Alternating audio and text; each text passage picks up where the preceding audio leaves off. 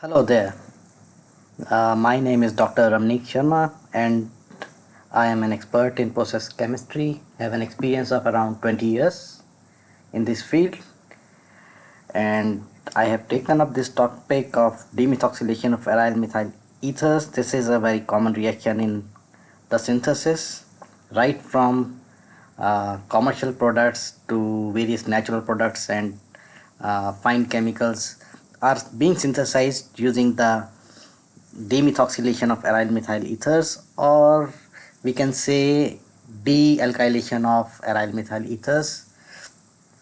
Demethylation is specific for methox, and I have started a series on this reaction, but since this is very exhaustively studied reaction, I have divided into several parts because there are so many reagents and the conditions that are being used for this reaction.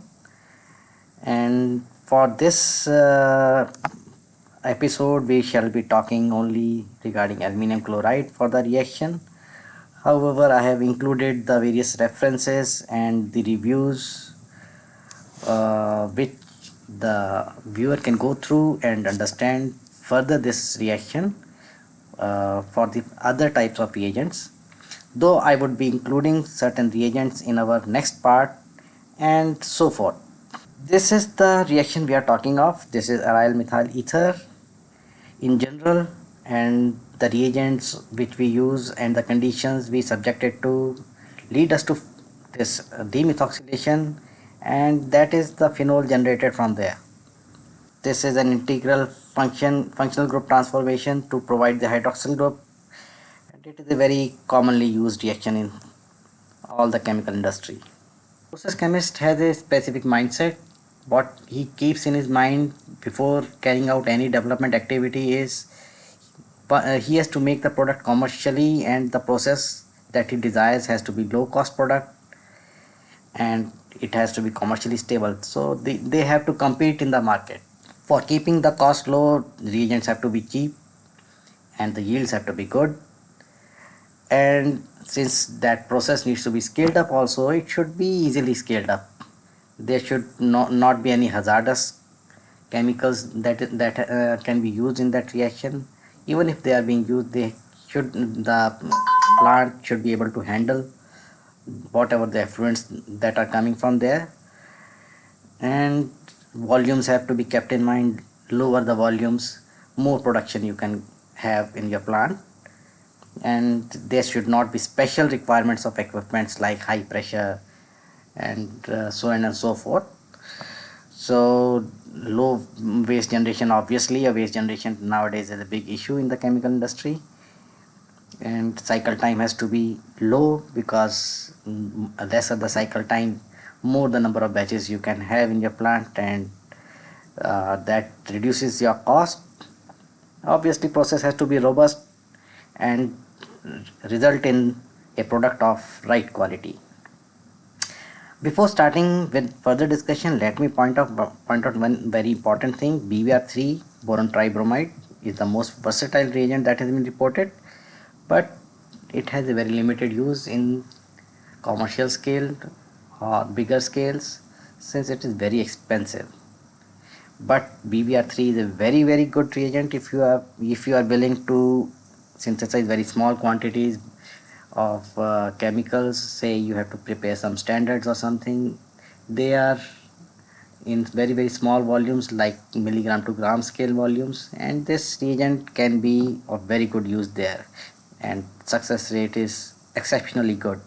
So next what I have done is included certain reviews which you can go through once after reviewing this presentation, and there are several other reagents also reported in these reviews which can be of use to the user, and to make good use of this information provided therein. These are the recent ones. Some which are not very recent ones, or they too I have included, and specifically let me talk of this patent. This patent has included very good reagents in the discussion section, and you should go through these reagents if you at all require. These are the other reviews which are bit older reviews. What I could gauge from all the reviews is that reagents are reported, several reagents are reported, they fall under these basic categories: acidic reagents, basic reagents, and there are certain other reagents. And BBr3, as I told you earlier also, this is the most versatile reagent, but chemist point of view it is very expensive. And though it gives you good yields and good quality, but it is quite possible that you may not get the right price of your product with this one. But you always need to weigh your things before trying any reagent. It is quite possible that BBr3 gives you a very good yield compared to the other reagent that you are trying, and it offsets its cost. This is the first paper I would like to discuss. This is a very basic paper in 1944, and aluminium chloride has been reported for demethoxylation of anisole, and no other solvent has been added. This is in a neat condition. The yield is not very good with this. It is okay yield because there are several byproducts other than phenol which should be the main product. It surprisingly gives paracresol, uh, for xylenol, and some more products are there. So obviously it does say that aluminum chloride in neat condition is not a very good reagent. Of course it gives the product, but it is worth trying if at all your product is robust, or the conditions that he has given is for 100 degrees centigrade and so on. Maybe those conditions were not good. You can always optimize. Process chemist's duty is to optimize his conditions. He can always optimize his conditions to get the right yield and right quality. It is quite possible. You can make good use of this paper and this information. Next is demethoxylation with aluminum chloride in dry benzene has been reported, and it has given very good yield. 84% is not a bad yield, it is a good yield. And benzene is 100% avoided in the pharmaceutical industry. Maybe in other industries they are not averse to using benzene.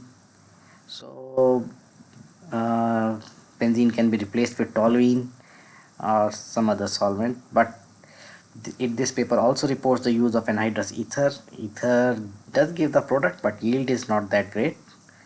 So the conditions may be conditions, if varied, can give you the right yield with different solvents in this condition. This paper I have included, but this example is not demethoxylation. This is deethylation, but deethylation is an interesting reaction because I could not find deethylation uh, reference to deethylation that easily anywhere else. He has added ethane thiol to it. So in presence of ethane thiol, aluminum chloride and dichloromethane could cleave the ethyl group to give phenol. This is an interesting reaction. Maybe if you are struggling somewhere with desethylation, you should give this a try. This paper mainly reports demethylation, ethane thiol specifically in the presence of solvents and aluminum chloride, and the yields are exceptionally good. Ethane thiol is somewhat foul smelling chemical, so there are odorless substitutes available now. These are reported by the researchers in the paper, this tetrahedral lattice paper. And dodecanathiol and paraheptyl phenyl methane thiol, these are the uh, high molecular weight reagents, and these being high molecular weight, high boiling, these are not that smelly as ethane thiol. So in presence of aluminum chloride, in presence of these thiols, aluminum chloride gives good yields of the products that they have reported. This is for the product aquashamide. This patent reports that they had used aluminum chloride and several other reagents for the demethoxylation of orthomethoxy group. Here the challenge is to keep the other methoxys intact. The para and metamethoxys need to be kept intact, and only the orthomethoxy group needs to be demethoxylated. And let me tell you, over when I reviewed the literature, it has been reported in several places.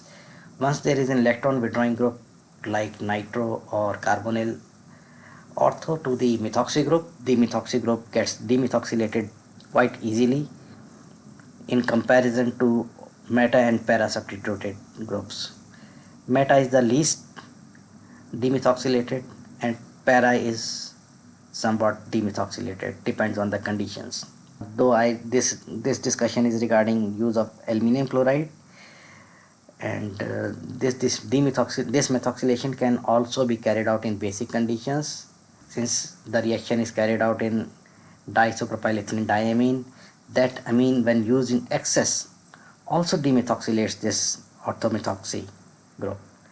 So since this and diisopropylethylene diamine is quite expensive, and you can use an additional amine to do this reaction, that is N-butylamine. The advantage of N-butylamine is it does the demethoxylation of this ortho methoxy group, and it is 1/10 the cost of this or diisopropylethylene diamine, so it doesn't add much to the cost. So that is how ecochamide cost can be reduced.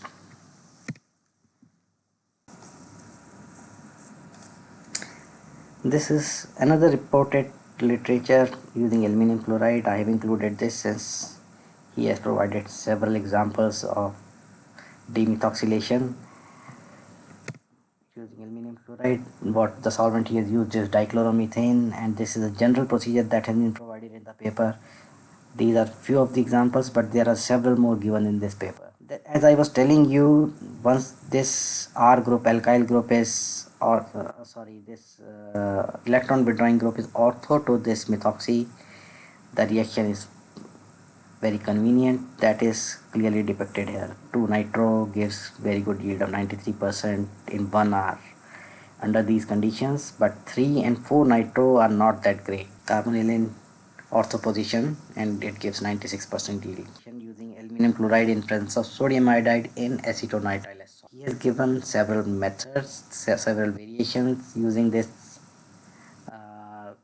combination, and the yields reported are from moderate to exceptional. So once you are stuck with some desmethoxylation, maybe you can give some of these a try. The advantage of using this aluminum chloride is that it is very cheap reagent. Yes, it generates HCl gas, but that can be that is a normal effluent in the plant, and that can be scrubbed very easily. In absence of pyridine, aluminum chloride has been used in various type of solvents and other additives. One of them is pyridine. This has been used in presence of pyridine. This has been used in absence of pyridine, and the yields and qualities differ in each case. So all these need to be screened when you are working with the thing. So this paper is in absence of pyridine and in absence of any other base. Provided herein are good, 85 to 90% yield in dichloromethane. Methylene chloride is dichloromethane. So the proportion what he has given is aluminum chloride, pyridine, and all those things. He has given a comparison of the reaction in presence of pyridine and in absence of pyridine, and he claims that in absence of pyridine he gets better yield compared to in use of pyridine. So it depends on the type of compound you are using. It seems like every compound is different and behaves differently with this aluminum chloride. So this is another reference using aluminum chloride. chloride and pyridine combination, and this is it gives it the uh, inventors good yields. This already I have discussed initially, that this patent gives you a good review of the other reagents being used uh, in chemistry for demethoxylation. And what he has done is, in this patent, disclose that thiourea and aluminium chloride together form a reagent pair which can be used to give moderate to very high yields. And there are examples, lot of examples that he has given in this paper, in this patent rather. So like in previous slides, I discussed certain thiols are foul smelling, then dodecane-thiol is better. It doesn't smell that much and gives good reaction. And but dodecane-thiol is somewhat expensive. Thiourea is very cheap. It is quite possible that if someone clicks a reaction with this thiourea for his compound, he may have a very cheap product in hand. This is one of the best procedures, I should say, that I have come across using aluminium chloride, since this is going to be very cost effective and yields are also good. Yes, you may need to optimize the conditions to get the best yields and quality for your product. So this is what trying. And this is another patent for demethoxylation of paramethoxy group in phenolic ethers. I told you earlier, paramethoxy group is little difficult compared to orthomethoxy group when the electron withdrawing group is present on the aromatic ring. So it has used excess of aluminium halide, not only aluminium chloride. I think here aluminium bromide also. And what they have done is they have demethylated the the para position, leaving the meta position as such. So this is, if at all this paramethoxy group you are interested in removing, you can have a look at this patent. So thank you for listening to me, and we shall be back with another uh, part B, which, so this part was specifically dealing with aluminium chloride. There are several reagents which I think are worth discussion, so I would include the other reagents which I feel like they are worth trying in the part B. Thanks for watching.